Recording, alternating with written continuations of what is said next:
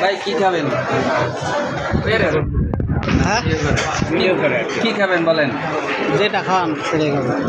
না একটা বলতে হবে আপনার। হ্যাঁ আপনার বলতে হবে কি কি খাবেন?